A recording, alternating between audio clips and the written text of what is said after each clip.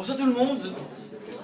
Alors j'espère que tout le monde a passé de très belles fêtes, très bel début de fête, on va dire, entre Rosh Hashanah et Kippour. On va essayer donc juste de se préparer par rapport au deuxième round, les fêtes de Sukkot, et évidemment de comprendre dans quelle mesure le Créateur du monde a orchestré les choses de telle façon à ce qu'on passe par la station de Rosh Hashanah, celle de Kippour et ensuite celle de Sukkot. Vous avez devant vous un document dans lequel on va essayer de, développer plusieurs points.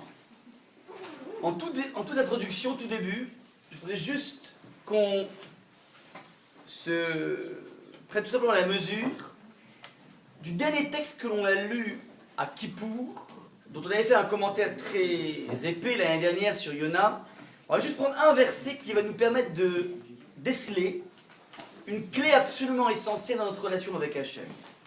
À l'issue de ça, on essaiera de voir dans quelle mesure la fête de Sukkot s'intègre dans une sorte de trilogie qui s'appelle les trois fêtes de pèlerinage. Et ensuite, on essaiera de voir un aspect supra-technique qui a l'air particulièrement rébarbatif et qui consiste en fait à juste évoquer ce qui se passait à l'époque du Beth Amikdash. Alors on va essayer d'expliquer pourquoi on va parler de ça. Ça a l'air totalement archaïque et tout simplement déconnecté de notre quotidien. Ce sont les principes des korbanot qu'on a amenés à Sukkot, qui ont une spécificité.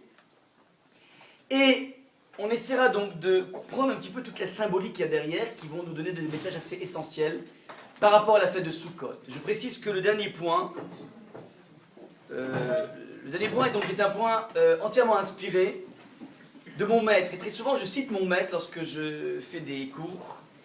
Et je me suis dit que ce serait important de juste vous dire au moins son nom, parce qu'en fait, je dis toujours le maître, c'est mon rave. En fait, il s'appelle Rav Yeshurun, c'est un contemporain. Et j'ai roulé pas mal de temps ma bosse dans le monde de la Torah. J'ai eu la chance de pouvoir étudier pendant de nombreuses années en Israël, dans les endroits les plus voués à l'étude de la Torah, à Bnei Brak notamment. Et c'est vrai que je l'ai connu en fait il y a plus de 30 ans. J'ai connu il y a plus de 30 ans et en fait j'ai jamais vu un rave avec un tel raffinement intellectuel, une telle puissance, une telle compréhension de l'individu. Bref, je pourrais parler pendant des heures et des heures et des heures sur lui. Donc sachez par définition, lorsque je parle du rave, mon maître c'est toujours Rav Yeshurun. Donc voilà, petite correction par rapport à toutes les fois où je l'ai cité et je ne l'ai pas nommé nominément. Donc voilà, il s'appelle Rav Yeshurun, il habite à Marseille et voilà, je ne connais pas en fait, en tout cas... je ne connais pas des personnes de son calibre en fait, en France et un peu partout. Donc voilà, c'est un peu très souvent, pas toujours lui, mais 95% de ce que je dis est inspiré de lui, de ce que j'ai compris de lui, j'espère ne pas me tromper en tout cas, et de la façon dont il nous a formés pour découvrir un texte. Voilà donc un petit peu une petite mise au point. Alors ceci étant dit, donc on va commencer, comme je l'ai dit en introduction, par le dernier texte qu'on a lu, le dernier texte de la Torah qu'on a lu avant d'entamer Sukkot, c'est le texte de Yona. Je ne vais pas faire un cours entier là-dessus, on en a déjà parlé l'année dernière. Je vais juste prendre le 3e verset du premier chapitre, qui nous parle donc, Yona c'est un prophète, c'est l'Haftara que l'on lit à Yom Kippour, donc au moment de Mikra. Et c'est très original puisqu'en fait c'est l'histoire d'un bonhomme qui est un prophète, donc une stature spirituelle gigantesque, et qui décide, contre toute attente, de refuser la mission que Hachem l'ange lui donne. Hachem lui dit, voilà, tu vas aller prophétiser, faire une prophétie comme tous les prophètes. Et puis Yona fait la belle. Il dit non, moi ça ne m'intéresse pas. Et il marque de façon très forte son refus, puisqu'il va tout simplement chercher à partir, à fuir le monde dans lequel il était. On lui demande d'aller prophétiser dans la ville de Mossoul, qui est la deuxième plus grande ville actuelle d'Irak. Donc à l'époque c'était la capitale d'Irak, Mossoul. Et donc c'est au sud-ouest, et il décide, au nord-ouest d'Israël, pardon, lui il habite en Israël, et il décide d'aller dans le sud-ouest, donc du nord-est au sud-ouest, il va marquer son refus à Hachem, donc très fort, il décide d'aller en Afrique. Oui. Il va donc à Tarshish, en Afrique, il prend un bateau pour aller à Tarshish. Alors, c'est très bizarre ce refus, et ce qui est intéressant dès le verset numéro 3, on commence à nous donner des indices de l'état d'esprit de Yona. Yona dit le texte, comme Yona l'ivroie à Tarshish, Hachem lui demande d'aller vers le nord-est, et il se retrouve dans le sud-ouest, il s'enfuit vers Tarshish, donc Tarshish c'est l'Afrique, Milifne Hachem, de devant Hachem, Vayered Yafo, il arrive donc au port, au petit port de Yafo, à côté de Tel Aviv. Vaimtsa Onia, il trouve là-bas une embarcation, un vaisseau. Ba à Tarshish qui mine à Shamaim, Ba au Hashem, aller justement à Tarshish. Vaiten Srara, il va payer tout le salaire. Vayered Ba, il descend dans ce bateau. Lavo Imahem pour aller avec eux. Tarshisha vers l'Afrique. Milifne Hashem de devant Hashem. Alors, on pourrait rester pas mal de temps à commenter ce verset. Je vous ai juste mis en stabilo une expression, Lavo Imahem, qui apparemment est une expression qui est superflue. Qui peut me dire pourquoi c'est une expression qui est superflue?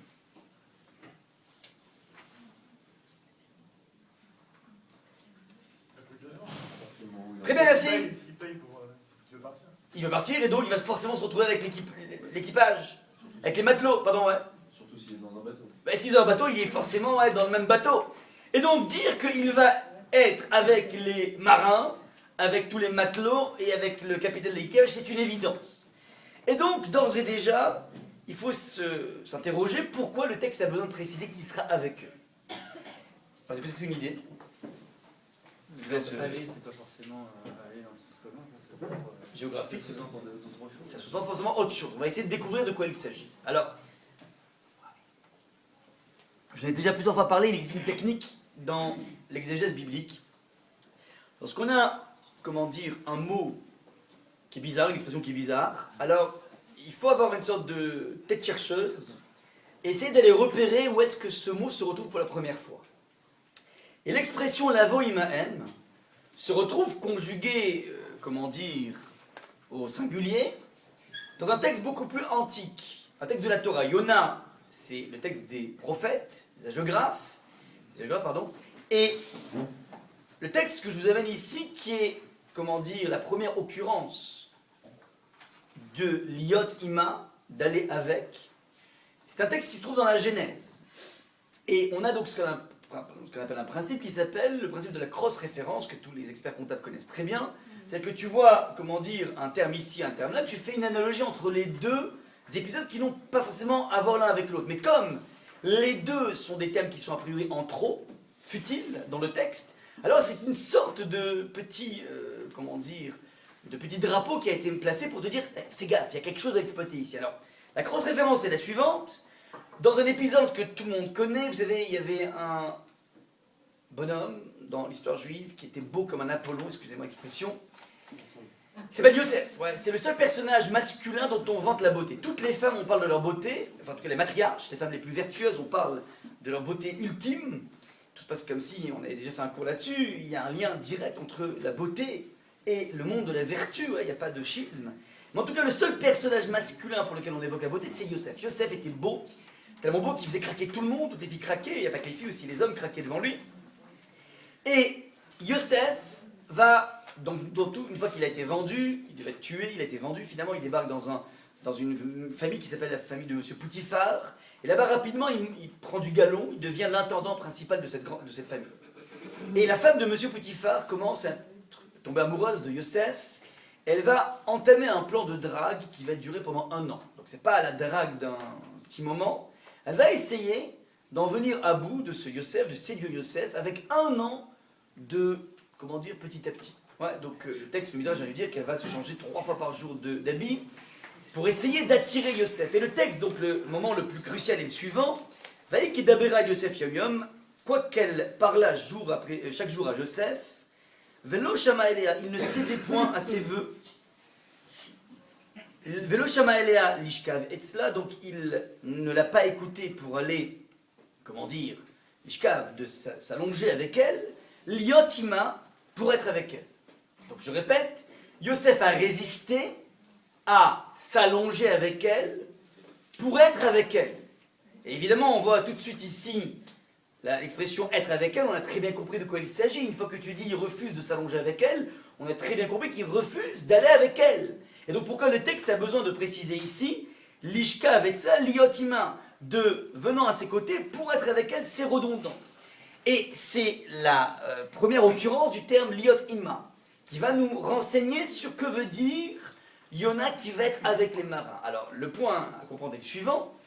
Les maîtres du Talmud vont voir cette expression que Yosef a refusé d'aller avec elle, c'est-à-dire il a refusé de dormir avec elle, de s'allonger avec elle, et d'être avec elle. Mais c'est quoi être avec elle? Alors les maîtres du Talmud vont dire, ne croyez pas que la femme de Potiphar, on va te raconter dans la Torah une sorte d'histoire à l'eau de rose, une sorte de dérapage, une sorte de truc digne de closer, je ne sais quoi, pas du tout ça.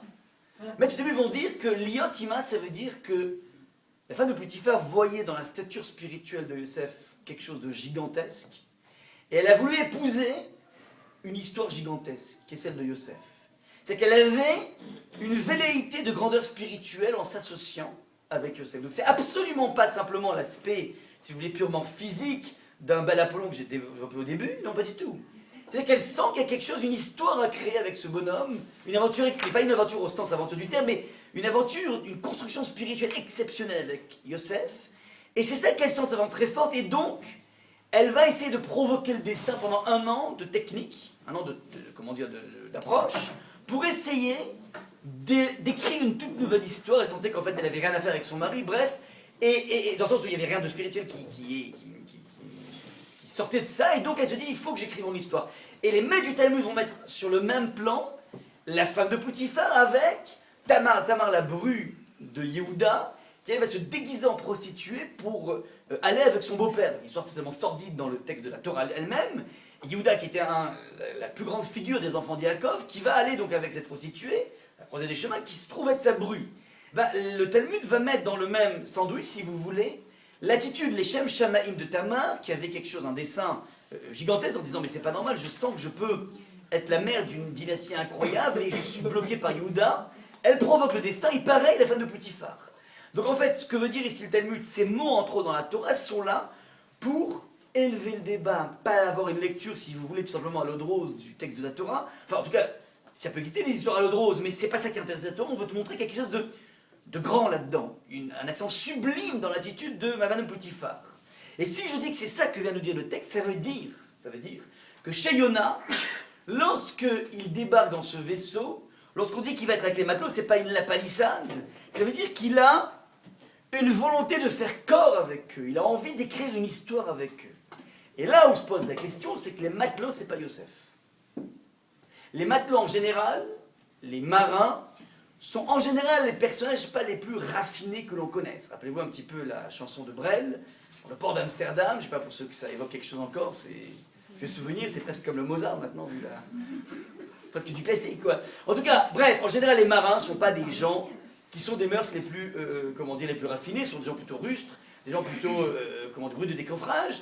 Et donc, c'est assez incroyable de voir que Yona, c'est là le point que je vais vous faire mettre ici en exergue, enfin, que la Torah veut nous mettre ici en exergue, Yona, c'est quand même bizarre qu'il a envie de s'attacher, à l'instar d'une femme de Potiphar vis-à-vis de Yosef, il a envie de s'attacher de façon très très forte à cette bande de gens plutôt basse classe. Plus que basse classe, c'est-à-dire les gens avec des mœurs les plus, les plus légères et les plus, et les personnes les moins raffinées.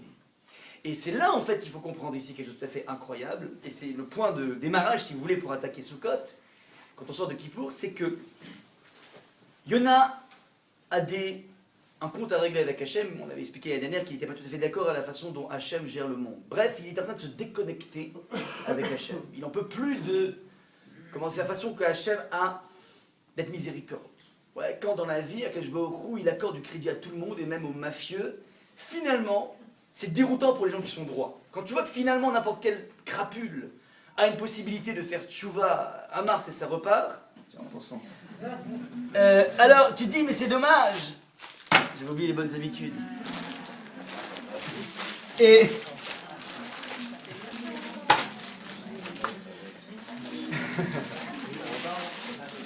donc, quand tu vois que finalement, n'importe quelle crapule a cette possibilité de faire tchouva, tu dis, mais finalement, ça donne une certaine forme de découragement aux personnes qui sont restées droites. Bref, ça c'est le calcul qu'a Yona.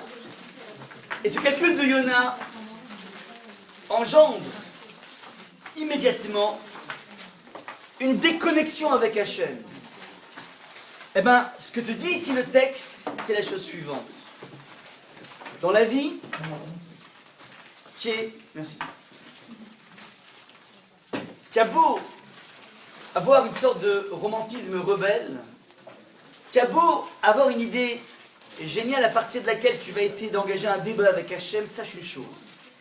c'est que lorsque tu te déconnectes d'Hachem, quel que soit le mode de déconnexion, la zone de liberté que tu te permets de prendre par rapport à lui, sache bien une chose, c'est que tu seras obligé de trouver un ersatz, c'est-à-dire un produit de remplacement, un lieu de remplacement, une sorte de micro-société dans lequel tu pourras retrouver un échange profond et intime. Je répète, il n'y a rien de plus proche de nous que Hachem lui-même. Notre Créateur, on a à l'intérieur de nous une neshama, une âme qui vibre.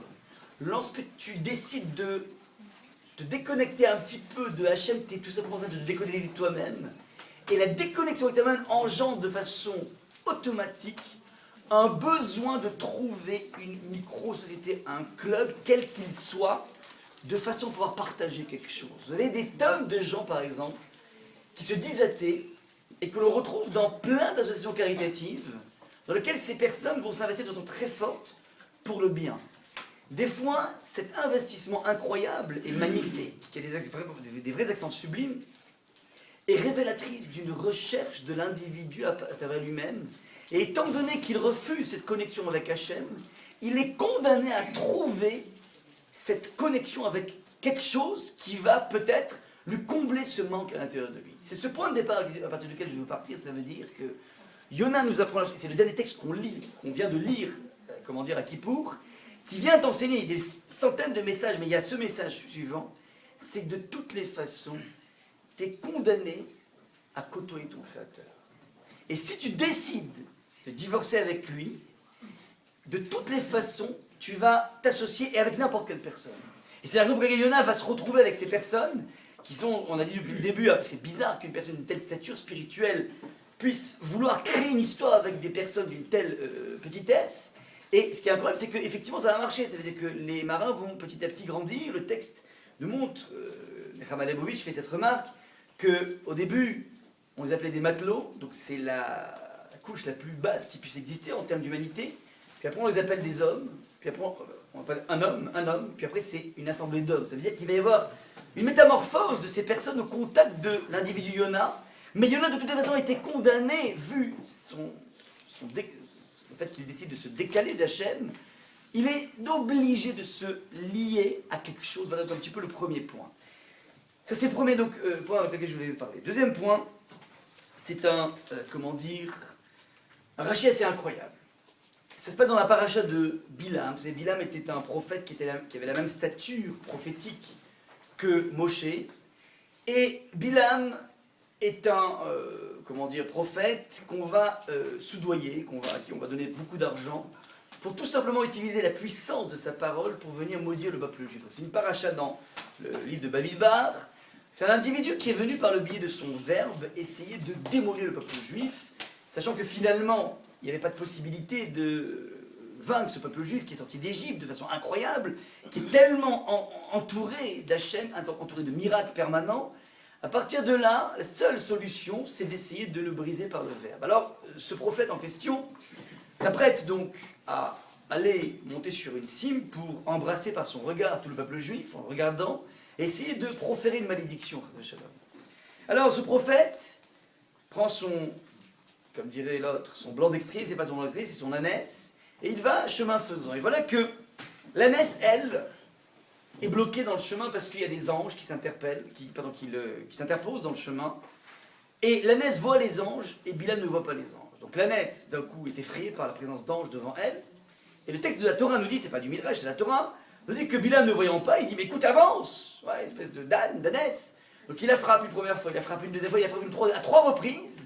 L'ânesse n'ose pas avancer parce qu'il y a un ange devant qui bloque, qui effraie l'ânesse, et lui ne voit pas l'ange, il dit, bah avance. Le texte nous dit, voilà, je vous ai amené donc les deux versets.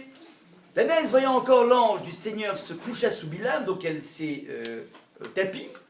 Enflammée de colère, Bilam la frappa de son bâton. Alors, à ce moment-là, le texte nous dit de la Torah, verset numéro 28, alors le Seigneur ouvrit la bouche de l'ânesse, va iftar Hashem et piaton, va tomer le Bilam, ma'asitilar, qui ikitanisé shalosh regalim. Donc, l'ânesse ouvre la bouche, donc il y a un premier miracle assez incroyable qu'une ânesse se met à parler, et elle reproche à son maître, mais qu'est-ce que je t'ai fait pour que tu me butes à 3 reprises? C'est ce que dit le texte. Voilà. Donc, voilà ce que nous dit le texte. Bon, a priori, ben, c'est une histoire de, comment dire, d'un mauvais, un problème de shalom bayit entre l'ânesse et Bilal. Donc, il n'y a rien à priori à expliquer, sauf que, je vous ai marqué en stabilo, ici, en jaune, non seulement l'ânesse parle, donc c'était fait partie des miracles, et apparemment, c'est un miracle qui est tellement important, c'est pas un miracle local, c'est un miracle qui fait partie des 10 miracles qui ont été mis en place avant la création du monde, et qu'au moment de la création du monde, pardon, juste avant de clore la création du monde au 6e jour, juste avant l'entrée de Shabbat, à ce qu'on appelle le Ben Hashmashot, c'est-à-dire ce moment où c'est ni, comment dire, chien-loup, c'est-à-dire ni jour ni nuit. Alors Hachem a créé 10 exceptions à ce qui s'appelle aux lois naturelles. Ça veut dire que Akadosh Baruch Hu crée un monde naturel avec un système de gravitation universelle, avec tout ce qu'on connaît au niveau comment dire, naturel. Donc a priori, il y a une mécanique parfaite qui s'est mise en place. Mais attention, elle ne sera pas parfaite de façon absolue. Il y a des moments où Hachem se laisse le droit d'interférer dans la conduite du monde pour montrer que finalement le monde n'est pas livré simplement à un rationalisme, à une sorte de causalité naturelle pure et dure. Il y a toujours une possibilité d'arrêter la course du soleil, par exemple, à l'époque de Yoshua. Il y a toujours la possibilité, par exemple, de prendre un personnage qui s'appelle l'ânesse et de lui donner des cordes vocales pour qu'elle parle. Ouais, ça veut dire que ça fait partie des petits clins d'œil qui doivent nous rappeler que Hachem, ok, il a créé un système de, comment dire, qui va être abordé par des Newton et par des Einstein et par tous les scientifiques, c'est vrai, mais qui marche dans la plupart du temps comme du papier à musique, avec une précision atomique, mais il y a des moments où Akadosh Baruch Hu peut intervenir. Alors, il y a 10 exceptions comme ça, et une des exceptions, c'est la bouche. Donc cette année, ça a été créé depuis l'entrée du monde dans son mouvement. Eh ben, il y a cette année qui a été créée. Alors apparemment, si elle a été créée à ce moment-là, c'est qu'elle va jouer un rôle essentiel. Et quel est le rôle qu'elle joue, si ce n'est de s'arrêter au moment où elle a peur d'un ange? Il n'y a rien à apprendre par rapport à ça. Ce qui est incroyable, c'est qu'elle parle et elle dit, voilà, la seule chose qui est miraculeuse, c'est qu'elle parle et qu'elle dit, voilà, arrête de me frapper 3 fois, c'est tout. C'est un acteur qui est venu pour dire une seule chose dans l'histoire, après, on n'entend plus parler de l'ânesse de Bilal. Et il faut comprendre qu'est-ce qu'il y a, quel est le message essentiel, énorme qui est marqué ici, qui doit nous interpeller. Alors, je vous ai marqué ici en jaune, non seulement cette ânesse parle, mais qui plus est, cette ânesse, elle parle de façon pédante. Elle a un langage soutenu. C'est-à-dire que lorsqu'on dit en hébreu, tu m'as frappé 3 fois, on aurait dû dire Lamazei kitani shalosh pa'amim. Pa'am en hébreu, c'est la foi. Pa'am echad, pa'am sheni. Là, elle dit shalosh regalim. Alors j'ai traduit dans le document, pourquoi tu m'as frappé à 3 occurrences? Vous imaginez? Comment dit même un enfant qui dirait mais arrête de me frapper à 3 occurrences. Comment il parle? C'est pas possible, on est où? On est au XVIIIe siècle, c'est quoi ce truc? Non. Bizarre. Alors l'ânesse, c'est ce qui se passe, c'est que c'est non seulement c'est une ânesse, elle se met à parler, mais en plus elle parle de façon pédante. Alors, évidemment, c'est pas de la pédanterie, c'est là pour nous donner une sorte de lecture, une métalecture qui va nous permettre de nous guider vers quelque chose. Shalosh Regalim évoque évidemment dans notre culture, c'est quoi Shalosh Regalim? Les 3 fêtes de pèlerinage. Shalosh Regalim, parce qu'on montait, tous les juifs d'Israël à l'époque, montaient à 3 reprises à Yerushalayim, et comme Yerushalayim c'est une montée, donc on montait à pied. Il y avait une montée à pied, Régal c'est les jambes. Donc 3 fois par an on allait à Yerushalayim. L'idée était donc de se connecter avec le monde de l'Akdoucha. Voilà. Un juif il peut faire des millions de choses dans sa vie, mais régulièrement à 3 reprises dans l'année il a besoin de voir c'est quoi un Kohen. C'est quoi un homme proche de Dieu. C'est quoi un individu au maximum. Et donc on avait comme ça 3 rendez-vous pour remettre les compteurs un petit peu à zéro, pour plutôt retrouver une ambition de nous-mêmes. Ouais, quand tu es au contact d'une grande personne, tu ne peux pas rester indifférent. Ouais, tu dis, waouh, une personne aussi gigantesque, et ce n'est qu'un être humain, tu te dis, waouh, ça me hisse. Moi, je me rappelle, quand j'étais à Bnei-Brak, il y a de nombreuses années, j'avais assisté en fait au Esped de Rav Shah. Rav Shah, c'était le plus grand rabbin du monde de l'époque. Et on avait pendant une semaine après sa disparition, on avait donc tous les plus grands rosh yeshivot du monde, les plus grands rabbins du monde, donc tous les plus grands maîtres sont venus parler de lui. Et je me rappelle, donc on allait tous les soirs, tous les kollelman de Bnei-Brak allaient, un après l'autre, on allait écouter donc les gens qui ont côtoyé Rav Shah, qu'est-ce qu'ils disaient. Et tu te rends compte d'un coup, la stature du bonhomme, je me rappelle, ça avait fait chez tous les, pas que moi, mais tout le monde. Ça nous a donné une envie de grandir, mais colossale. C'est-à-dire que les personnes qui ont eu la chance dans leur vie d'assister aux oraisons funèbres des géants de la Torah, je dis, ça leur change la vie. Ouais, donc tu es assis juste, tu vois un peu jusqu'à où un individu peut aller, tu es hissé par ça. Ça, c'est l'enjeu des fêtes de pèlerinage. Alors, apparemment, donc, il vient nous dire ici, la naisse, il dit, voilà, tu m'as frappé à 3 occurrences, ça veut dire, elle lui fait une sorte de message subliminal, ouais, lié aux 3 fêtes de pèlerinage. Alors, quel message? Réponse de Rashi, donc Rashi à qui rien n'échappe, marqué le Rashi ici en bleu. Elle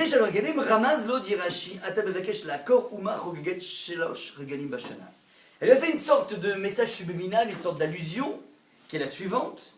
Comment peux-tu pouvoir anéantir un peuple qui célèbre tous les ans 3 fêtes de pèlerinage? Donc Rashi nous dit la chose suivante.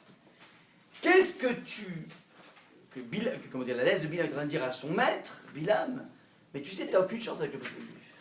Et tu sais pourquoi tu n'as aucune chance? Parce que le peuple juif, il est invulnérable. Et pourquoi il est invulnérable? Par Tsahal? Alors, c'est pas ce qu'elle dit. Pas Tsahal. Elle dit, il est invulnérable parce qu'il fait 3 fois la fiesta. Étant donné qu'on est inscrit dans un système de triple fête, on est invulnérable. C'est ce que dit ici le texte, à partir d'un midrash qui est amené par ici Rashi. Alors, qu'est-ce que veut dire ici, mon maître? Je vous ai parlé au début. Il va expliquer ce Rashi absolument incompréhensible de la façon suivante. En quoi on peut drainer une invulnérabilité par le fait qu'on festoie à 3 reprises? L'idée est la suivante. Les 3 fêtes sont Pessah, Shavuot et Sukkot. Pessah, c'est l'expérience collective d'un peuple qui hier était enchaîné et aujourd'hui accède à la liberté. Pessah, c'est un message de ce qui s'appelle la liberté physique. Si on interroge un hébreu qui sort d'Égypte, tu lui dis, c'est quoi pour toi Hachem? Il dit, écoute, pour moi Hachem, c'est un petit peu comme un avocat qui aurait chamboulé le monde entier pour faire sortir un bonhomme de prison. C'est une dimension physique. Hachem, il m'a sorti hier, j'étais enchaîné, aujourd'hui je suis libre. C'est tout. Donc l'acception d'un juif à Pessah, un hébreu, c'est dire, voilà, Hachem, voilà, je sens une liberté physique. Deuxième volet, Shavuot. Tu demandes à un bonhomme qui assiste au don de la Torah, un hébreu qui assiste au don de la Torah, c'est comme ça, il dit, Hachem, écoute, c'est toute l'idéologie de ma vie. Il m'a donné un programme, le Mont Sinaï, avec le don de la Torah, avec Moshe, avec toute l'arborescence de culture. Voilà, l'idéologie de ma vie, c'est le projet de ma vie, c'est Hachem. C'est un aspect, si vous voulez, intellectuel. On est passé d'un aspect physique, dans ma façon de tisser un lien avec Hachem, avec un aspect intellectuel, purement intellectuel. Idéologique, ouais, qui va m'engager, certes, mais c'est c'est un monde qui me donne des principes, avec des lois, avec beaucoup de choses, donc c'est le monde de l'idéologie. Troisième dimension, c'est la dimension de Sukkot. La dimension la plus dure à attraper. Ce qu'on appelle la dimension sentimentale, je m'explique. Non seulement Hachem te sort de prison, il te donne un projet, c'est-à-dire, bah écoute, tu sors de prison, il faut que tu te réintègres dans la société, donc je te donne une possibilité d'avoir un diplôme, de pouvoir gagner, maintenant tu avais fait le casse de banque, maintenant tu vas vivre comme il faut, pour ça il te faut un diplôme, donc je te paye maintenant des études pour que tu puisses avoir un diplôme qui va te permettre de pouvoir gagner de façon saine ta vie. On s'arrête là? C'est bon?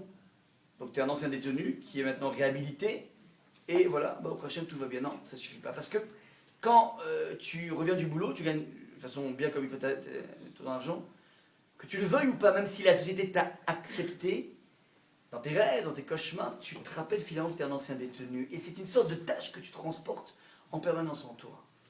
Et la seule personne qui pourra te gommer cette tâche, c'est si la personne qui t'a fait sortir te propose sa propre fille en mariage.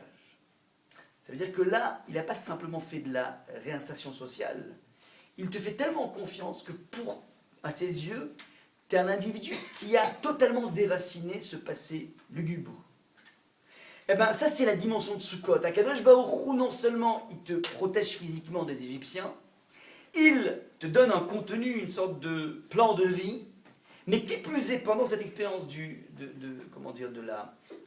40 ans dans le désert, il nous accompagne avec des anané kavod, c'est-à-dire des nuées, et ce sont ces nuées qu'on vient réitérer d'après Rabbi Eliezer. Dans la soukha est là pour un petit peu te donner cette enveloppe, te donner cette atmosphère dans laquelle tu te sens confiné dans un petit espace, dans les mains du Créateur. Eh ben, cet aspect qu'on essaie de tisser pendant les jours de Sukkot, eh ben, c'est ça qu'on essaie de revivre, que les Hébreux ont vécu pendant 40 ans. Tu vas essayer, toi, de prendre conscience que non seulement Akadosh Baruch Hu te donne un boulot, il te sort de cette prison, et qui plus est, il t'orchestre des caresses permanentes. C'est quoi les caresses permanentes? C'est bien beau de nous nourrir. Dans le désert, c'est normal. Tu sors un individu dans le désert, tu l'amènes dans le désert, tu es obligé de le nourrir et de lui donner à boire. En revanche, de l'accompagner avec des nuées. Ces nuées, disent les Midrashim, nous expliquent, des nuées qui te protégeaient des projectiles des Égyptiens, pas que ça. Les nuées te permettaient d'avoir une sorte de climatisation dans le désert en journée et un chauffage la nuit. C'était le véritable clim avec les deux options froid et chaud. Les nuées te permettaient de prendre tes habits et le 5 à sec. C'est-à-dire que tu prenais ton habit, tu le mettais dans les nuées, boum, tu le récupères immédiatement. Tu n'as pas besoin de mettre le ticket ni rien. Tac, tu avais des habits qui étaient propres, qui étaient bien sapés. Ça veut dire que on a été accompagné pas simplement au niveau des couches physiques de boire et de manger, mais de ce qui s'appelle la couche sentimentale. Sentir que quelqu'un t'aime. C'est pas parce qu'il te sauve qu'il t'aime. Mais à partir du moment où il commence à te donner des petites marques d'amour, des petits smiles à droite et à gauche, ça veut dire qu'il y a quelque chose qui est en train de se tisser qui n'est pas de l'ordre physique ni idéologique.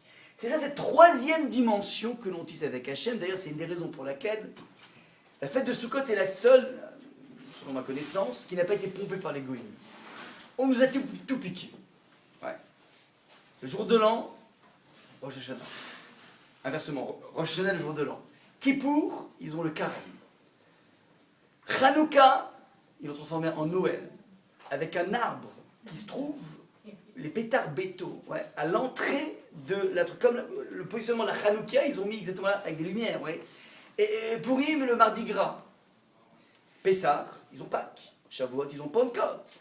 Ouais, comment dire, les rameaux, ouais, c'est au moment où, à Shavuot, on met plein de, on fleurit le Echal, bref, tout ce qu'on a fait, il y a une chose qu'ils n'ont pas pompé, c'est Sukkot. Une des raisons qui n'a pas été pompée, c'est parce que, et c'est la difficulté incroyable de la fête de Sukkot qu'on va essayer d'attraper maintenant, c'est que avoir une acception d'Akadosh Baruch Hu durant les fêtes redoutables, comme Rosh Hashanah qui s'appelle c'est le juge suprême, il va juger exactement ce que tu as fait dans l'année. Tu vas avouer toutes tes bêtises, on va décider quel est le crédit qu'il te donne. Tout ce type de relation avec Hachem, c'est tout à fait compréhensible. Hachem, c'est le juge, c'est le gendarme, c'est tout ce que tu veux. Envisagez maintenant que je vais aller m'asseoir dans une souka. Et quoi que je fasse dans une souka, je raconte une blague, tant qu'elle n'est pas, comment dire, délicate. Mais je mange, je dors, je bois, je rigole, je vis, je déguste. Je suis en permanence dans un Wi-Fi de mitzvah. Non-stop. Ça veut dire que ta relation avec Hachem n'est pas médiatisée par une sorte de relation qui s'appelle « Oh, je tremble comme à Rosh Hashanah, mais qu'est-ce qui va m'arriver cette année? Mais tout va être déterminé. Où on est à notre toquette, à quel je pourrais décider quel est l'état qui va être sous le glaive, quel est l'état qui sera sous la prospérité. » Bref, on n'est plus dans cette tension de cette relation extrêmement forte. On est dans une relation sentimentale, dans laquelle ça fait du bien d'être avec toi. Eh bien, ça, c'est ça le secret de l'invulnérabilité. Étant donné qu'on est capable de pouvoir dépasser la dimension de Rosh Hashanah et Kippour et d'engager un dialogue avec Hachem qui s'appelle Hachem, et j'ai envie qu'on soit copains tous les deux.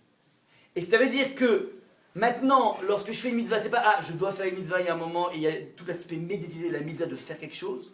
Juste, je vis, je suis en live de mitzvah. Ça, c'est, comment dire, la spécificité. Et ça, c'est quelque chose d'extrêmement dur. Je donne un exemple. C'est comme si un individu a été élevé par son père à l'ancienne. Ça veut dire, dès qu'il y a des problèmes, tac, on met des fessées, des punitions. La vie, c'est la rentabilité, il faut que tu travailles dur, il se lève tôt le matin, il travaille tôt le soir. Et donc, bon, toute sa vie, il a connu l'image d'un père un père fouettard. Puis d'un coup, comme ça, le même père débarque, il appelle son fils, écoute Max, ça te dit qu'on allait se faire un cinéma? Pardon? Ou un foot, comme tu veux, un cinéma ou un foot. Ouais, c'est bizarre, j'ai jamais entendu ça. C'est quelque chose de bizarre. Ouais, dans la vie, il y avait toujours la rentabilité. Donc si on faisait des exos de maths, on allait voir un musée pour faire de la culture. Mais quoi, foot, un temps improductif. Un cinéma, un temps aussi... Ouais. C'est-à-dire, d'un coup, il ne comprend pas ce qui se passe. C'est ça, en fait, l'idée. C'est-à-dire que d'un coup, Hachem nous surprend. Tu avais une médiatisation de ta relation avec Hachem qui était la suivante, c'est le jour du jugement, c'est le jour de la gestion de toutes tes erreurs, de tes ardoises. Puis d'un coup, 4 jours après, quelques jours après Kippour, 5 jours après Kippour, d'un coup, boum, tu rentres dans un système qui s'appelle, mais c'est zen, la mitzvot. c'est tranquille, c'est finger in the nose, c'est tout simple.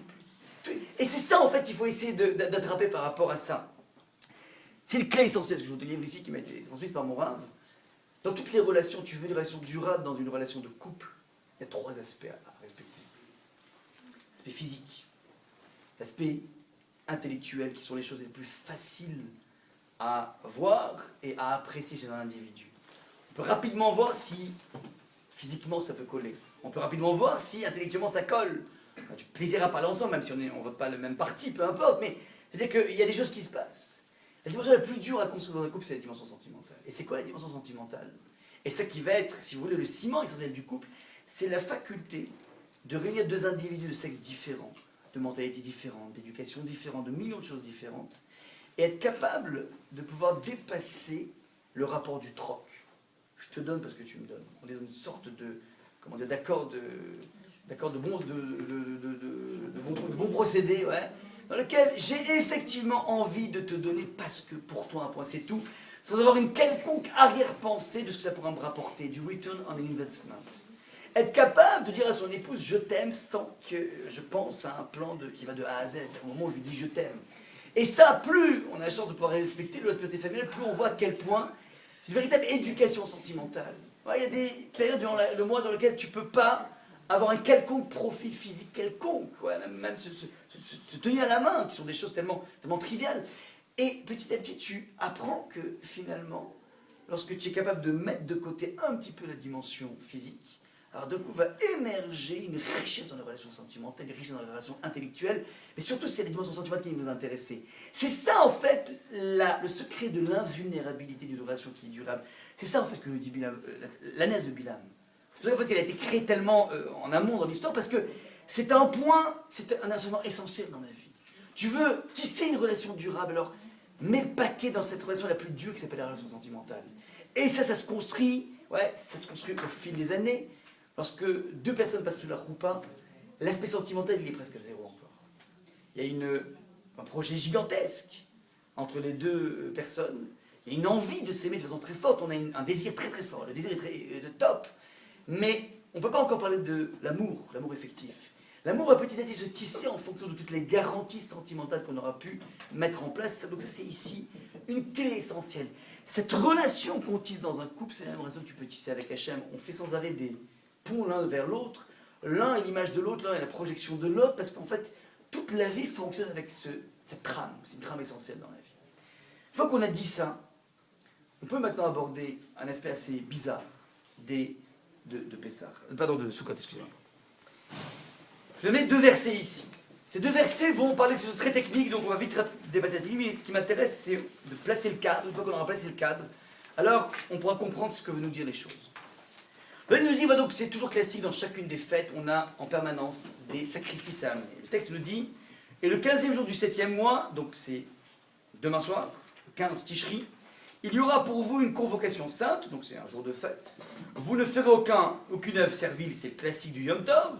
Vous célébrerez en l'honneur de l'Éternel une fête de 7 jours. Donc on a 7 jours de Sukkot qu'on va célébrer, ça tourne à 9 ici en France, parce qu'en fait on a le 2e jour, bref. On a 7 jours de Sukkot, enfin 8 jours de Sukkot, et ensuite on a Shmini Atzeret qui dure encore 2 jours.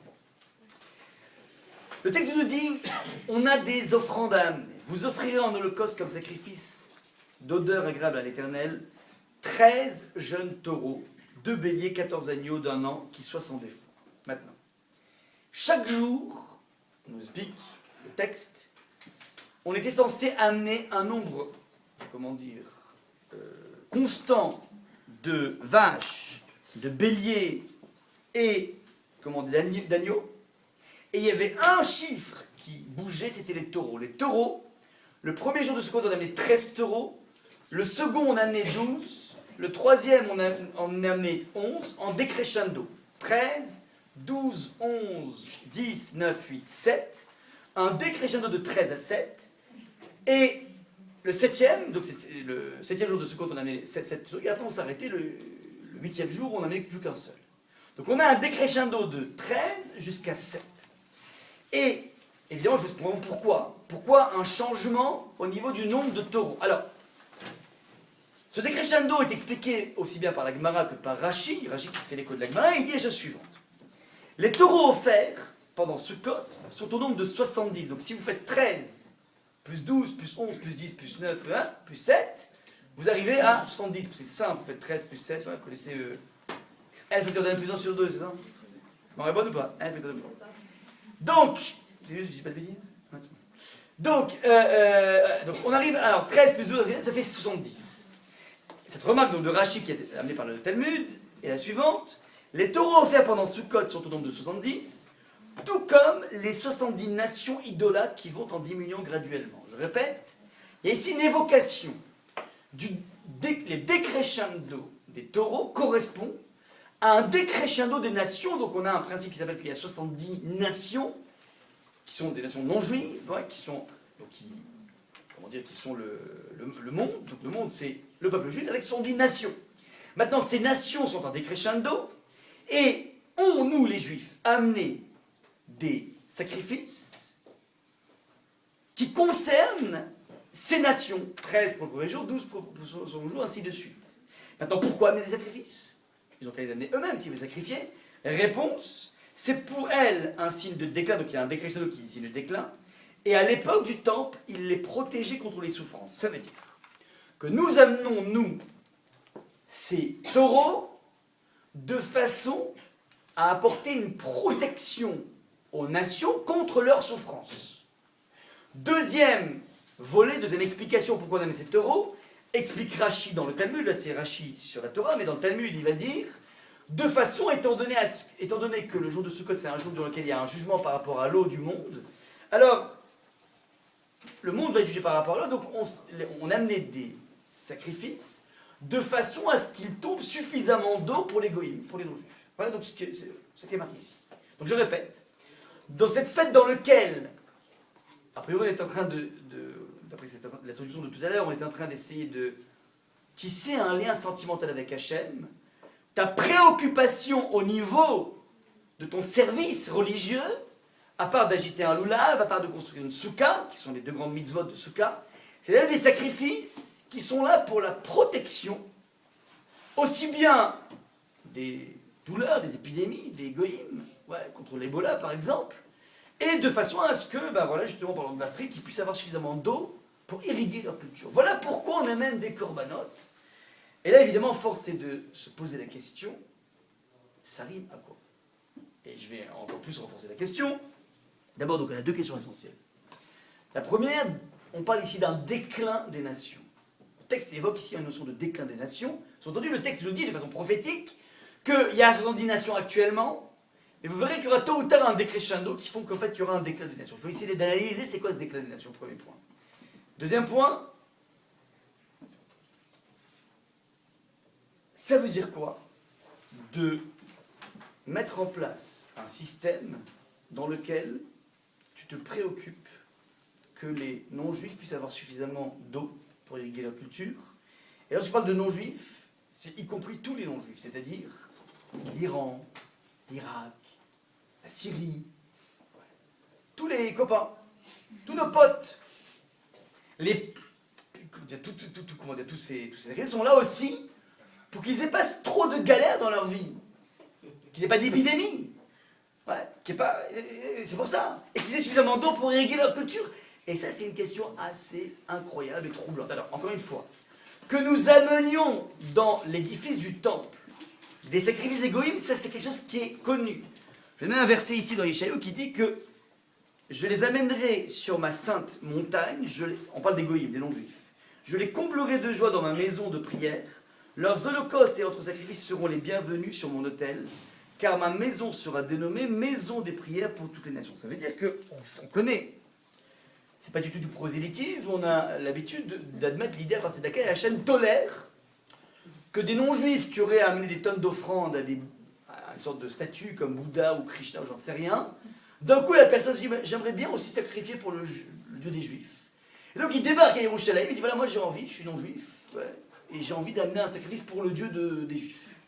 C'est quelque chose qui est permis puisqu'en fait le Beth Amikdash doit être un lieu de prière pour tout le monde. Donc en fait on est open space au niveau de la porosité des non-juifs dans leur volonté de s'épancher devant Hachem. Il n'y a aucun souci par rapport à ça.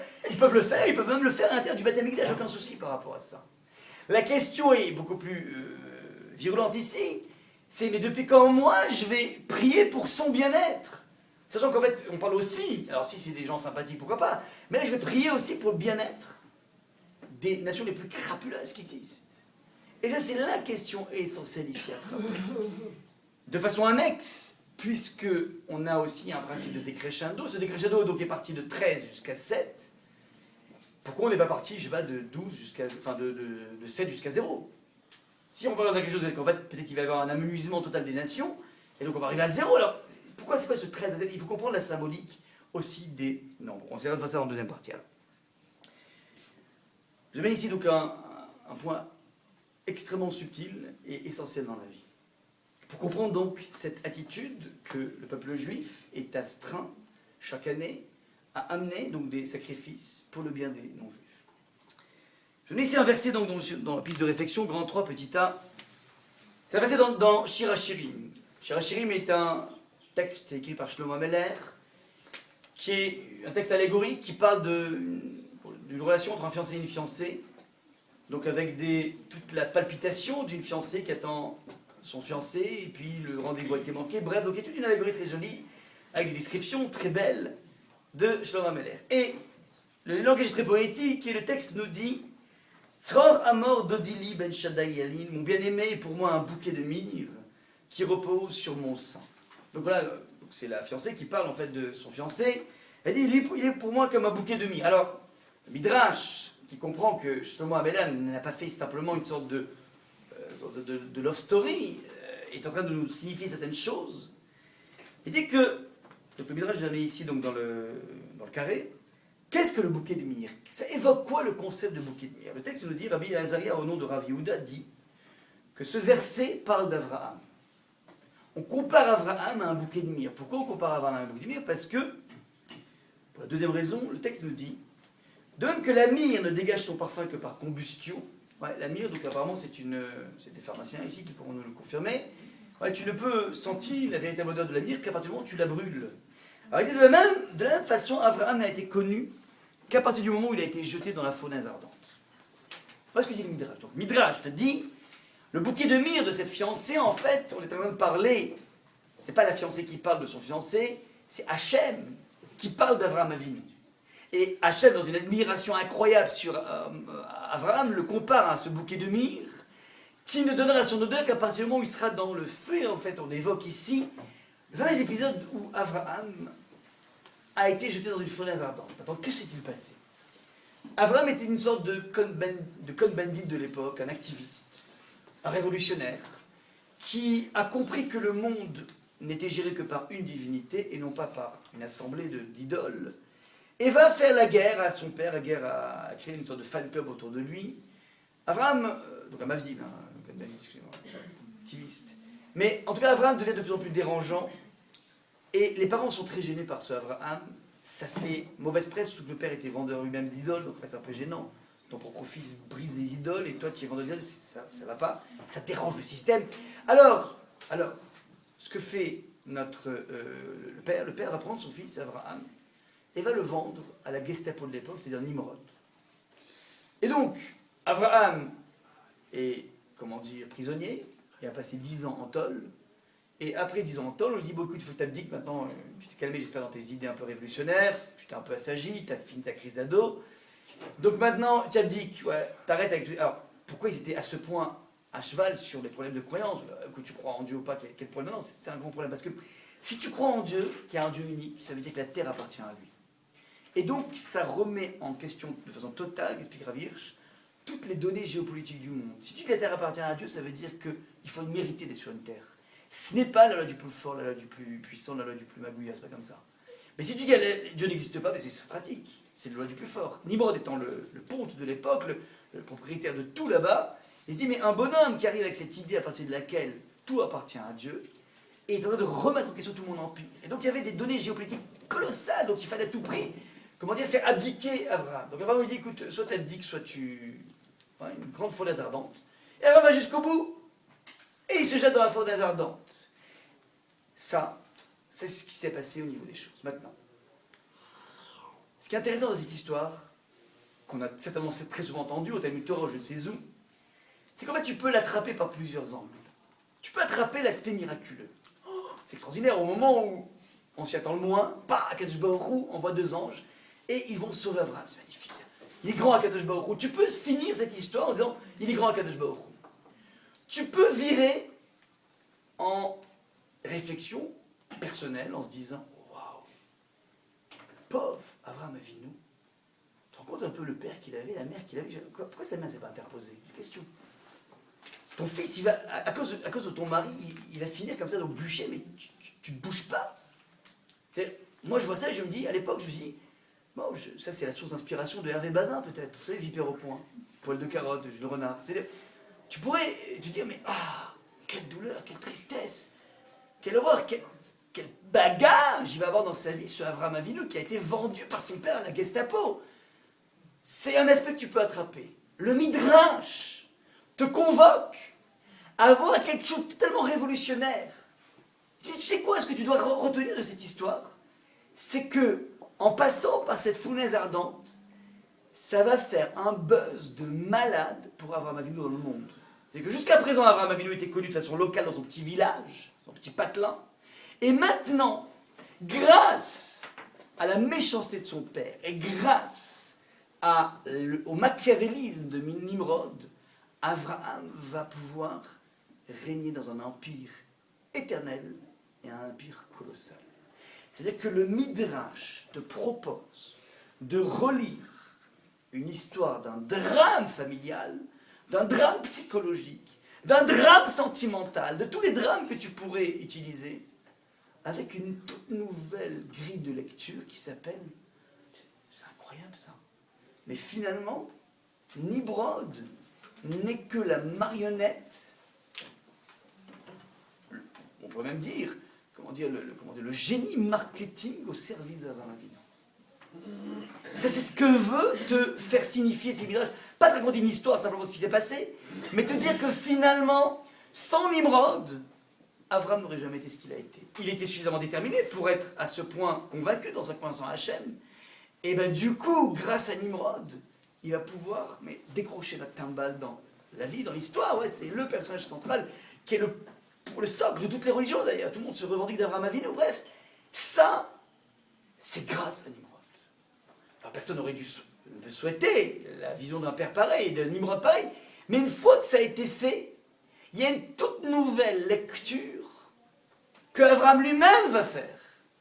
C'est qu'Avraham, il ne va pas vivre avec son passé d'un enfant qui a été finalement violé par ses parents, qui a été bafoué par ses parents, et c'est ce qui peut arriver à des tonnes de personnes. On peut être perforé par des épreuves, quelles qu'ils soient, pas forcément dans les relations parentales, ouais, tu peux avoir des écueils dans ta vie.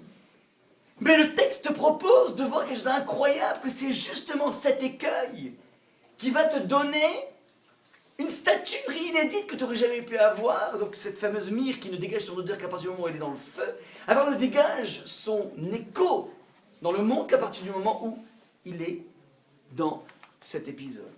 Je donne une deuxième piste de réflexion qui est une façon totalement nouvelle d'aborder ce que j'ai appelé les galères de la vie, les épreuves de la vie.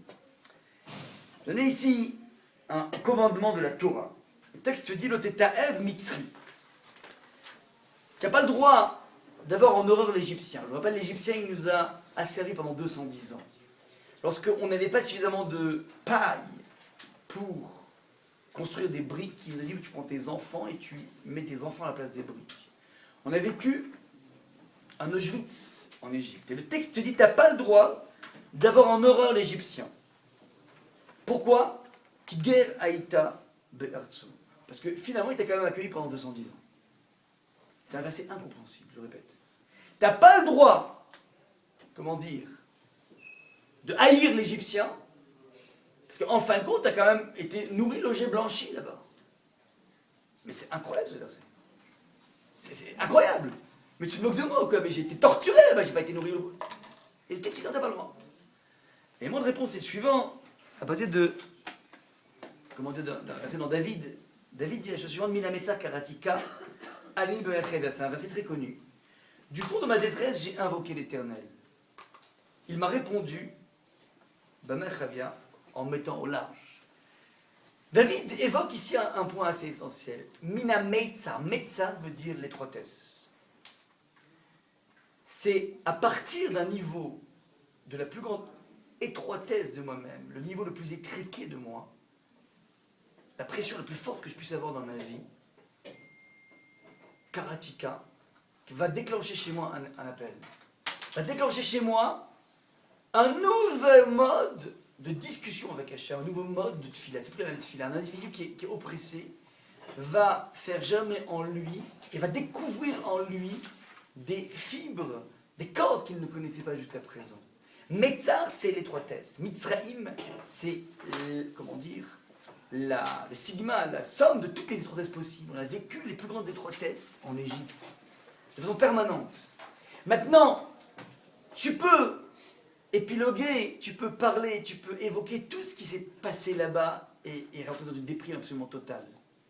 Et tu peux aussi voir un nouvel aspect qui s'appelle que, paradoxalement, dans ce sommet de la barbarie, dans ce sommet de la douleur, tu as d'un coup découvert un nouveau mode de communication avec Hachem qui s'appelle la tsa'aka, le cri avec Hachem. Ça veut dire qu'il y a une lucidité, une maturité de la vie qui te permet pas simplement de dépasser l'épreuve, d'essayer de voir autre chose ou tourner la page, mais de réaliser à quel point l'épreuve est devenue constitutive de la hauteur et de la dimension que tu as pu avoir maintenant. Et donc ce ne sont pas deux phases qui s'appellent des phases de spleen et des phases d'idéal, des phases de joie et des phases de tristesse, mais sans les chercher, ces phases de tristesse, ces phases de déprime vont être pour toi des briques d'une construction que tu n'aurais jamais pu avoir si tu n'étais pas passé par ce chemin que tu n'as pas souhaité et qu'il faut certainement pas souhaiter parce qu'on prie tous les matins, on demande à Hachem, je t'en supplie, tu m'envoies aucune épreuve. Je veux une Isaïon. Mais une fois qu'elle est là, la Torah te convoque à avoir un regard tout à fait inédit. Tu peux, encore une fois, avoir tout l'aspect de destruction psychologique, sentimentale qu'il y a dans chacune des épreuves, c'est vrai. Mais si tu t'arrêtes là, tu es passé à côté. Et c'est de envisager quelle est, et des fois c'est presque impossible parce qu'on se sent tellement dans le noir que je dis mais j'arrive pas à comprendre qu'est-ce qu'il me veut ici Hachem. Mais paradoxalement, c'est peut-être dans cette ombre de ta vie, ce noir total, ce trou noir, que se cachent les sources du jaillissement de la plus grande des lumières. C'est ça en fait que vous nous aiguisez ici le texte. Donc Minametsa Karatika, c'est-à-dire, ouais c'est vrai, on pourrait épiloguer des centaines d'heures pour parler un peu de tout ce qui s'est passé, mais ce qui est incroyable, c'est que la Haggadah, par exemple, lorsqu'on fait le récit de la sortie de l'Égypte, elle se focalise essentiellement sur les miracles, sur les caresses d'Hachem. On ne va pas beaucoup épiloguer sur toute la méchanceté des Égyptiens. C'est pas ça le centre de la Haggadah. Le Haggadah, c'est de se reconnecter avec « Oh, regarde, c'est incroyable ce qu'il a fait, ce qu'il a fait ». Ça veut dire que tu prends un épisode terrible, et à partir duquel tu vas voir dans quelle mesure c'est un tremplin exceptionnel dans ta vie, et sans quoi tu n'aurais jamais pu être ce que tu es devenu. Ça, c'est en fait cette nouvelle lecture. Maintenant, pourquoi cette lecture de la vie, cette lecture intervient à Sukkot? Parce que, regardez comment c'est intéressant. La prescription essentielle de Sukkot, c'est vivre dans une Sukkah. Sukkah vient du l'hébreu srar, qui veut dire le toit. Sukkah, c'est toit, srar, c'est le toit. Et le toit, vous savez qu'il doit être constitué à partir de végétaux. Tu ne peux pas mettre un toit en plastique, par exemple. Tu peux pas mettre une sorte de bâche. Pas le droit. Maintenant, ce toit en plastique, pardon, ce toit en question, le texte nous dit en récoltant le produit de ton air et de ton pressoir. Donc, a priori, tu devrais mettre des feuilles, tout ce qui est de la vigne, tout ce qui est des olives, qui devrait couvrir un petit peu ton toit, comme on fait aujourd'hui avec du sapin. Et le Talmud te dit par quoi tu dois constituer, c'est quoi en fait ces vignes dont tu parles et ces olives dont on parle? Ce ne sont pas les fruits, dit le texte, mais il faut que tu utilises les branches des choses. On peut imaginer qu'on fasse un toit avec des olives, ou avec des vignes, ouais, des tonnes de vignes. Non, le texte dit non, il faut juste le psolète gorel veyeke. Ça veut dire, tu ne prends pas la vigne, mais tu prends le psolète, le déchet de la chose. Tout ce qui est, je marquais branchage et feuillage, ça veut dire. Dans un arbre, ce qui compte, c'est le fruit. Et le fruit est entouré d'une sorte d'écorce qui s'appelle le branchage. Et le texte dit, c'est pas avec le fruit que tu constitues ton toit, c'est avec le branchage de la fruit, ça veut dire.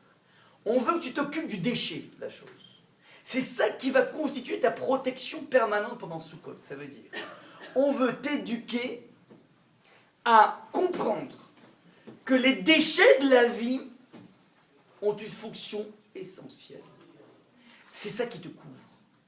C'est une toute nouvelle lecture du concept de déchet. Le déchet, vous savez à quel point aujourd'hui on est dans le déchet, parce qu'on est dans une société du jetable, on jette tout. Les appareils photo jetables, les caméras jetables, les coupes jetables, tout est jetable. Les amitiés jetables, on jette tout aujourd'hui. On te dit, tu prends tous les déchets de ton existence, toutes les ondes de ta vie, et tu vas réaliser à quel point, et ça en fait, ce n'est que lorsqu'on rentre dans une relation sentimentale avec Hachem que tu peux avoir ce regard. Sans quoi tu seras toujours bloqué par « oui mais j'ai mal, oui mais si ». Mais lorsque tu décides de faire le pas et de te dire « non, non, il y a une nouveau pan que je peux voir ici ». Ça demande beaucoup d'investissement, beaucoup de réflexion, mais il y a quelque chose de génial qui est attrapé ici. Toute la soukha gravite autour de ça. D'ailleurs, regardez la soukha, dans les halachot, on ne peut pas avoir une soukha trop éclairée. Il faut que la partie ombragée, la Mishnah dans soukha dit « Tselata meruba mechamata ». Tselata, l'ombre, doit être supérieure à la lumière. Quand tu rentres dans la soukha, il faut être ombragé. Ouais. Maintenant, c'est quoi tselata? Le tsel, l'ombre. L'ombre, c'est finalement le déchet du soleil. C'est alors qu'il n'y a pas de soleil. Et ce qui doit dominer dans la soukha, c'est justement le déchet du soleil. Ça veut dire, pourquoi? Parce que paradoxalement, ce qui compte dans la vie, sans soleil, on ne pourrait pas vivre. Mais sans ombre, la vie ne serait pas agréable. Ça veut dire le déchet du soleil est ce qui te donne la dimension agréable de la vie. Parce que grâce à la soukha, tu peux te... On n'a pas besoin à Paris, c'est vrai, avec la pluie qu'il y a. Mais en tout cas, imaginons qu'on était en Israël. Alors en Israël, on peut s'ombrager. Ça veut dire finalement, le déchet du soleil est ce qui te donne l'aspect agréable de la vie. C'est ça toute la symbolique de la soukha. Ça veut dire c'est un tout nouveau regard qui t'est proposé de mettre en place, qui s'appelle « Je récupère toutes les années de ma vie ». Les années objectives, j'ai pas forcément cherché ça, j'ai eu tel parent, j'ai eu telle atmosphère, j'ai eu tels enfants, j'ai eu telle chose, ouais. Et tu regardes d'un coup, tu essaies de dépasser l'aspect, comment dire, conjoncturel de la chose et comprendre qu'il y a quelque chose qui peut, un regard tout à fait nouveau et qui peut t'aider dans ta quotidienneté. Te dire, voilà, ok, j'ai un problème maintenant qui est objectif, je vais pas le fuir, mais une chose est sûre et je le sais, il cache en lui quelque chose de tout à fait inédit. Voilà un petit peu, comment dire, ce qu'on peut attraper par rapport à ça. Mon épouse m'a raconté qu'ils se sont rendus compte en Israël dans le mois d'août, ce mois d'août-là, il y a eu un baby-boom incroyable. Incroyable. C'est dans tous les maternités, toutes les villes d'Israël ont été débordées, n'ont pas compris ce qui s'est passé. Ouais, il y a eu un baby-boom incroyable, ils ne savaient pas. Et ils se sont rendus compte, en fait, qu'il y a 9 mois, il y a eu une énorme, neige à Yerushalayim. Ça veut dire, j'ai un beau frère qui est là-bas, la ville a été coupée, il y a des gens qui étaient bloqués dans les transports, c'était une tempête absolument incroyable. On ne pouvait rien faire. La paralysie du système économique, la paralysie de tout, les écoles éducatives, il n'y a plus rien. C'est le trou noir. Ouais. Qu'est-ce qu'ont fait les gens? Ils sont restés à la maison. Et ceci a entraîné ce baby-boom. C'est-à-dire, d'une galère nationale, tu crées un baby-boom. Incroyable. Incroyable. Qui aurait pu penser à cette époque que ça allait permettre, alors je ne sais pas qu'est-ce que vont faire ce baby-boom, mais c'est un truc incroyable qui se passe. C'est-à-dire que c'est objectivement une tannée. Moi je me rappelle, j'ai des gens qui ont eu une angoisse incroyable, qui ont été bloqués pendant Shabbat. Mais bloqués, c'est pas comme manger. T'es bloqué, tu ne vas pas marcher. Ouais. Tu dis, qu'est-ce qui se passe là-dedans, hein? Tu dis, mais pourquoi une telle catastrophe? Et pourtant, 9 mois après, d'un coup, tu vois. C'est ça en fait la vie. La vie, c'est pas quelque chose qui s'analyse en live. Il faut toujours du différé. Et le différé, la Torah te convoque à essayer de porter un regard, c'est ce regard dans lequel Avraham Avinu est capable de vivre une vie dans laquelle il ne transporte pas, et il va, tout son paquet de façon colossale, avec des séances de psy, avec une résilience de série unique. Ouais, c'est pas ça. Il dépasse totalement tout ça. C'est magnifique ce que j'ai eu. Le Auschwitz de ma vie, c'est quelque chose de fantastique. Finalement, je suis devenu ce que je suis grâce à ça. Et donc, tu peux regarder, au moment où les Égyptiens Hachem a puni les Égyptiens par rapport à ce qu'ils ont fait, ils étaient tous dans la mer. Ils ont été noyés. Alors ceux qui étaient des grands méchants, ils noyaient à petit feu, comme de la paille, cacache. Ceux qui étaient des méchants normaux, ouais. Alors, comme du plomb, donc mort subite, comme du plomb, bref. Donc, les Béné Israël, ils se sont réjouis, ils ont fait une shira, Azeh Shir Moshe, ils ont chanté. Waouh, finalement, dans le monde, on souffre, mais il y a une justice tôt ou tard immanente. Au moment où les Juifs ont entonné Azeh Shir Moshe, alors à ce moment-là, il y a eu donc toute une kyrielle d'anges qui sont venus voir Hachem en voulant chanter aussi, entonner un chant. À ce moment-là, Hachem se tourne vers les anges et dit, mais vous n'avez pas ou quoi? Mes créatures, c'est-à-dire les Égyptiens sont en train de se noyer dans la mer, et vous êtes en train de vouloir entonner un chant, mais ça ne va pas. Et c'est donc dans Megillah, page 10, qui est assez incroyable parce que les anges entonnent un chant, ils sont bloqués par Hachem, mais les Juifs, ils entonnent un chant, ils ne sont pas bloqués par Hachem. Pourquoi? Réponse. Que les Juifs voient une justice immanente qui les amène à entonner un chant, c'est normal. Au niveau de l'histoire des Juifs, ils doivent faire un chant. Mais le monde des anges, qui ont une vision métahistorique, qui dépasse l'histoire, doivent se rendre compte que finalement, ces Égyptiens ont été les marionnettes de l'ascension spirituelle des Juifs dans le creuset de l'Égypte. Et donc, ils sont des éléments essentiels à la constitution de l'histoire juive. Et donc, vous ne pouvez pas vous réjouir de ça. Vous voyez les deux axes de lecture. Le juif, dans son live, il était obligé de chanter cela. Mais un ange qui a une vision métahistorique, alors lui, il doit comprendre qu'il faut dépasser ça. Un petit peu donc ce vers quoi on nous convoque. Je finis. Sur le deuxième point, on parle ici donc d'un déclin. Les nations, donc pour l'instant, on explique pourquoi on est capable d'avoir cette maturité, de se dire, ok, il y a des coups d'égoïsme, il y a un antisémitisme absolument incroyable, mais moi, je vais utiliser ça comme un tremplin. Pas comme une source de déprime, comme une source de fuite en avant ou je ne sais quoi. Deuxième point. C'est quoi le déclin dont on parle ici? Un déclin des goïms. Alors, plusieurs pistes qui sont amenées. On ne peut pas dire déjà qu'il existe un déclin des goïms au niveau du monde de la connaissance. Tous les rêves de l'Antiquité, les rêves de Léonard de Vinci, au Moyen-Âge, ouais, ont été réalisés. Il y a un progrès absolument exceptionnel dans l'histoire du monde. La maîtrise qu'on a de tout. Envoyer des personnes sur la Lune, direction Mars, direction... Ouais. C'est-à-dire, qu'on le veuille ou pas, il y a une notion de progrès, donc on va parler de déclin. La piste classique du déclin des goïms, ce serait de parler d'un déclin moral, déclin des mœurs. C'est vrai, on observe, comment dire, une véritable descente absolument incroyable, mais, primo, déclin terrible des mœurs, enfin, une descente des mœurs, mais de toutes les façons, c'est jamais inéluctable. Il y a un principe de tchouva. Et donc, lorsque le Passouk évoque le déclin inéluctable des goïms, il ne peut pas se baser que sur le monde des mœurs, dans la mesure où il y a en permanence dans la vie une possibilité de faire une tchouva par rapport à ça. Primo. Secondo, il n'y a pas un déclin au niveau des mœurs, mais qu'on regarde un petit peu dans la perspective des siècles, il y a quand même un truc assez incroyable dans le monde occidental, le principe du welfare state, l'État-providence. Qu'on le veuille ou pas, le monde goy, le monde occidental goy, le monde moderne goy, a mis en place des structures pour aider les pauvres. C'est une marque d'un chesed, d'une bonté exceptionnelle. Le monde des riches a pris de façon globale en charge le monde des pauvres. The have and the have-nots. Ouais. Le sud et le nord. Les pays riches dépensent des centaines de millions de dollars chaque année pour arroser les pays en voie de développement. Alors, c'est lié aussi à une volonté de ne pas créer de clivage, il y a des raisons géopolitiques, c'est vrai. Mais qu'on le veuille ou pas, il y a un mouvement qui s'appelle on prend en charge les pauvres. Alors, c'est très développé en France, moins aux États-Unis, c'est vrai, mais qu'on le veuille ou pas, il y a une notion de welfare state, d'État-providence. Et donc, de ce côté-là, c'est pas un déclin. Ouais, quand vous voyez tous les plus grands artistes, qui n'ont pas forcément les mœurs les plus belles, ouais, se réunissent pour les enfoirés du côté Coluche, comment il s'appelle Where's the World, à l'époque de... Comment Michael Jackson, il y avait Lionel Richie, tous les stars américaines, oui, qui sont réunis. Pourquoi? Pour aider les pauvres. Tu peux pas dire qu'il y a un déclin tellement évident. Ouais. Alors, le déclin, l'indice est donné par les chiffres. Vous savez qu'on a toujours une symbolique au niveau des chiffres. On a dit qu'il y avait 13 taureaux le premier jour, 12 le second, ainsi de suite.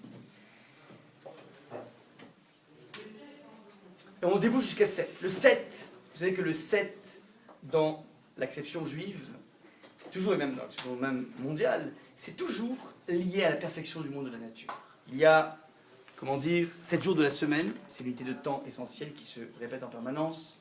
On a un système de 7 planètes, on a un système, comment dire, de 7 sciences essentielles. La Menorah avait 7 branches, qui sont les 7 sciences essentielles qui sont l'appréhension du monde dans sa vision, la plus raffinée. On a 7 notes de musique, on a, comment dire, les 7 couleurs du prisme, bref, la structure, trame essentielle de la perfection de ce monde tel qu'il a été mis en place par Hachem, c'est le chiffre 7. Et c'est intéressant, on a 2 chiffres pour parler de la perfection. On a aussi le chiffre du 12. Le 12, ce sont le tempo du monde. On a les 12 mois de l'année, on a les 12 signes du zodiaque, on a au niveau du 12 un principe d'une journée avec 12 heures, 2 fois 12 heures. Ouais. Le 12 est un petit peu le rythme du monde. Et ce monde donc, est appréhendé par ça. Je vous avais toujours dit que la structure, la représentation la plus sophistiquée du monde, c'est le 3D. Il y a 3 dimensions, la figure géométrique, c'est le cube, et le cube a 12 arêtes. Ça veut dire la perfection du monde s'aborde par ces 2 aspects. Il y a le chiffre 7 et le chiffre 12. On va expliquer pourquoi il y a 2 façons d'embrasser le monde. Ouais, on a 2 chiffres pour embrasser la perfection du monde. Le 13, par opposition au 12, est toujours le dépassement du 12. Le 13, dans la Torah, on a parlé la dernière fois, la semaine dernière, des 13 attributs de miséricorde. Le 13, comment dire, c'est ce que j'avais dit en introduction tout à l'heure, c'est la volonté que Hachem a de pénétrer le monde pour montrer que le monde n'a pas une rationalité absolue. Il y a effectivement une notion de temps, 12 heures, ainsi de suite, mais il y a toujours un dépassement. C'est la raison pour laquelle on a dans le calendrier juif, par exemple, on a 12 mois, pas vraiment, 13 mois. On a 13 mois. C'est-à-dire, mais 13 mois, c'est pas vraiment 13 mois, puisque c'est un mois qui est un bis, c'est Adar bis, Adar 2. C'est-à-dire, il y a une sorte de dépassement du 12, extrêmement subtil, qui est là pour nous signifier que tout n'est pas figé. Il y a toujours la possibilité d'une respiration, d'une sorte d'ingérence divine. Là, c'est le chiffre 13. On retrouve le chiffre 13 aussi au niveau, donc, de cette possibilité de miracle, mais pas que les miracles ostentatoires, aussi les miracles non ostentatoires. C'est la raison pour laquelle le livre de Purim, enfin la Megillah de Purim, va retracer un miracle qui est marqué en filigrane, qui n'est pas tout à fait évident, et qui aura lieu le 13e mois, Adar Sheni, le 13e jour, 13 Adar. C'est le 13e jour, ça veut dire qu'il existe en permanence cette faculté de voir une interférence divine extrêmement subtile dans le monde. Ça, c'est le chiffre 13. Le chiffre 8 est le dépassement du 7. Si le monde, la structure, fonctionne à partir d'un chiffre 7 qui est la perfection, le 8 est toujours le dépassement, mais le dépassement par l'homme, pas par Hachem. On va faire la Brit Mila le 8e jour. C'est le 8e jour qu'on va développer au niveau de Hanouka. On a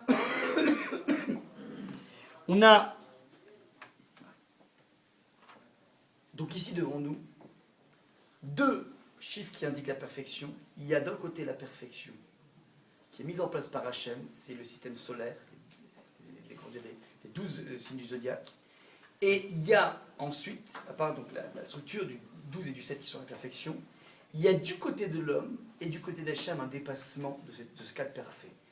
Le 13 est le chiffre du dépassement par Hachem qui vient interférer dans la nature. Et le 8 est toujours le dépassement à partir de l'homme. Lorsqu'on parle ici du déclin des nations, on est en train de parler de la chose suivante. Dans l'Antiquité, tout le monde, même le monde idolâtre, était d'accord qu'il y avait un créateur unique, qui a ensuite, éventuellement, donné le monde en location-gérance à plusieurs types de divinités. C'est-à-dire qu'il y avait un monde qui respirait la spiritualité, et qui petit à petit est en train de glisser dans un monde dans lequel on avait le monde du 13, et d'ailleurs le chiffre 13 est associé au nombre Echad, qui veut dire 1, c'est-à-dire que derrière la disparité du monde se cache en permanence une unité. C'est la raison pour laquelle l'idée à partir du moment de laquelle le monde éparse ne fait que 1 est une idée qui est tellement dure dans l'acception non juive que le chiffre 13 est toujours le chiffre associé au malheur. Ouais, chiffre 13, vendredi 13. Pourquoi ? Parce qu'en fait, finalement, l'idée à partir duquel le monde éparse pourrait se réunir avec une seule cause qui s'appelle Hachem, dans son interférence permanente, pas dans sa création, mais aussi dans son interférence permanente, ça gêne énormément. Donc, le chiffre, je répète, le chiffre 13, c'était l'immanence d'Akadosh Baruch Hu qui intervient quand il veut. Le monde s'est petit à petit déconnecté de ça, en s'imaginant que peut-être que finalement il a donné tellement d'autonomie au soleil, à la lune et à tous les astres, que finalement on peut vivre dans un monde de doux, c'est-à-dire sans l'interférence d'Hachem. Mais malgré cette façon d'évacuer Hachem du paysage, le monde de l'époque, avant qu'il y ait ce déclin des nations, était capable d'évacuer Hachem, mais donner encore à l'homme cette faculté de passer du 7 au 8, c'est-à-dire de dépassement personnel. Sécréter soi-même sa propre spiritualité.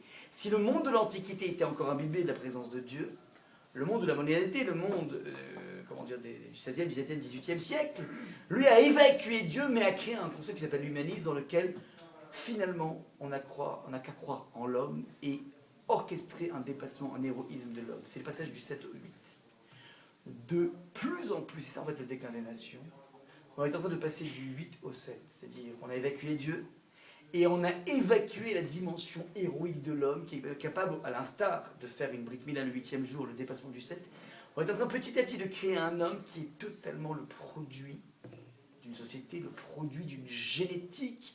Il y a quelques années, on réfléchissait sur le gène de l'agressivité, on est en train de réfléchir maintenant sur le gène de l'homosexualité, ça veut dire l'homme, c'est tout simplement dénudé de son libre arbitre. Et à partir du moment où il est dénudé de son libre arbitre, puisque finalement il est totalement programmé pour être ce qu'il est, agressif ou avec telle et telle orientation sexuelle, à partir de là, il n'y a plus d'héroïsme possible. Voilà donc un petit peu comment on peut comprendre cette réflexion par rapport à Sukkot. Sukkot, on a amené ces parim qui sont là pour nous enseigner deux choses. Réflexion par rapport aux galères de ta vie, essayer de dépasser cela en comprenant que c'est là-dessus que se situe justement la pierre qui va être la pierre de construction. Premier point. Deuxième point, observer un monde qui est en déclin ni moral, ni scientifique, ni au niveau de son progrès, mais qui est en déclin dans le poids qu'il est capable de donner au principe du dépassement. Le dépassement aussi bien d'Akadosh Baruch Hu qui, lui, et de toute façon a été enterré dans la conception moderne, mais qui plus est aussi par rapport au dépassement de l'homme, qui fait que si tu n'attends pas quelque chose de gigantesque de l'homme, il pourra n'être que le produit d'une ambiance, le produit d'une génétique, le produit d'une société, et ne pourra jamais rien sécréter par lui-même. Voilà un petit peu quelques éléments de réflexion. Je vous souhaite une excellente fête de Sukkot. Alors juste pour